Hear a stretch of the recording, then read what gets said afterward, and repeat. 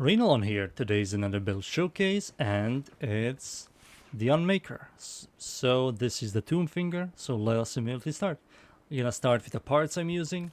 For the parts, grip, tremor. So Tombfinger is a powerful AoE burst weapon, so tremor gives you a lot more base damage, so we find this the best one in slot. For the loader, splat gives you a lot of critical chance and magazine size, but lowers your stash chance and reload speed. I find these two by far the best, so it's all up to you. I want to go the crit, nasty crit, big numbers build, so yeah, I got that what I wanted. So those are the parts I'm using.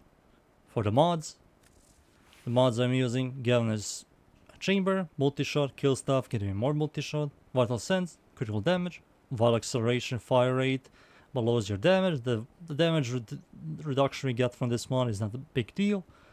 Magnetic Force, Toxin, Stash Chance, Rim Round, Cold and Stash Chance. Cold and Toxin gives you Viral, Critical Delay, Critical Chance, lowers our fire rate, it's not that big of a deal. Prime Bane, pretty much you swap this against the faction you're fighting. What it does, it multiplicatively adds more damage, and it's quite good against higher level content. And Prime Firestorm, because this is a AoE weapon, you're going to be using this to increase the radius of the AoE, and it's quite good. Overall, those are the mods I'm using.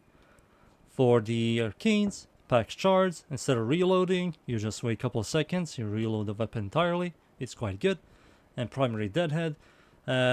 This is an AoE weapon, so why am I using this? Well, at the start, you're going to be shooting enemies in the head, killing them really fast.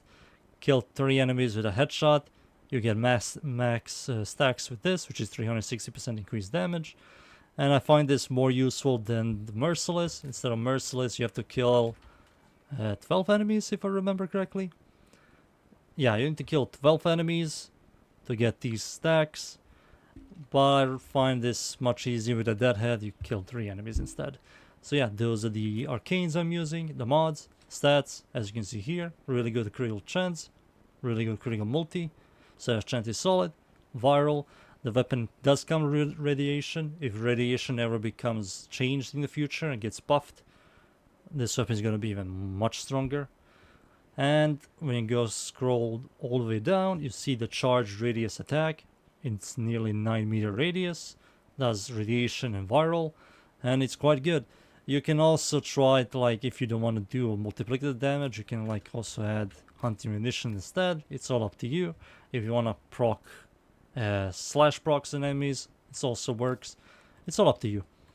So yeah, those are the stats, the mods, the Arcanes. Time for me to show you in game. I'm gonna spawn level 55, regular star chart, Arcane Battle Group.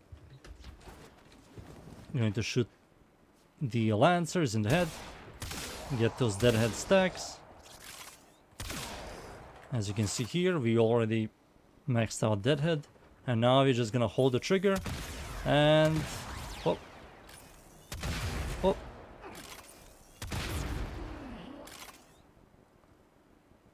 He's gone. And yeah, that's pretty much the weapon, how it functions. They just fly away. Oh. Yep, gone.